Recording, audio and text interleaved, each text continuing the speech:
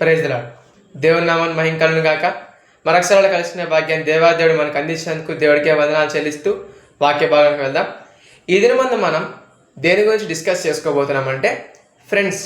అనేక మంది ఫ్రెండ్స్ని సెలెక్ట్ చేసుకుంటూ ఉంటారు. అది ఎవరైతే సెలెక్ట్ చేసుకుంటూ ఉంటారో బాయ్స్ అయితే ప్రతి ఒక్క వాళ్ళ చిన్నప్పటి నుంచి కూడా అనేక మంది ఫ్రెండ్స్ ఉంటూ ఉంటారు. కానీ వాళ్ళే అవసరం వచ్చినప్పుడు లేకపోతే ఆపదలో ఉన్నప్పుడు మనల్ని వదిలేసి మనల్ని వెళ్ళిపోతూ ఉంటారు.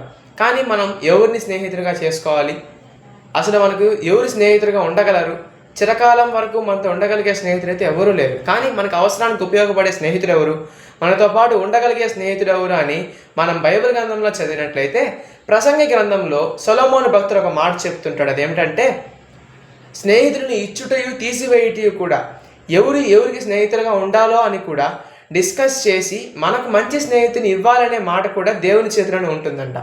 అది నేను తెలుసుకున్నాను అని భక్తుడు మనతో చెప్తూ ఉంటాడు. అదేమిటంటే, మనకు ఒక స్నేహితుడు కావాలంటే మనం దేవుడిని అడగగలగాలి. ఏమనంటే, ఇతను నేను స్నేహితుడిగా చేసుకోవాలనుకుంటున్నాను, ఇతను నిజంగా నాకు స్నేహితుడిగా ఉండగలడా అని మనము ముందే దేవుడిని అడగగలిగినట్లయితే మనం ఖచ్చితంగా నష్టపోకుండా ఉండగలం. ఎందుకంటే దేవుడి కంటే మించిన గొప్ప స్నేహితుడు లేడు. మనం ఎవరినన్నా సజెషన్స్ అడగాలంటే ఎవరిని అడుగుతాం? మన బెస్ట్ ఫ్రెండ్స్ని అడుగుతాం. మనకు దేవుడు మాత్రమే బెస్ట్ ఫ్రెండ్గా ఉండగలగాలి. మిగతా వాళ్ళంతా మన స్నేహితులు మాత్రమే.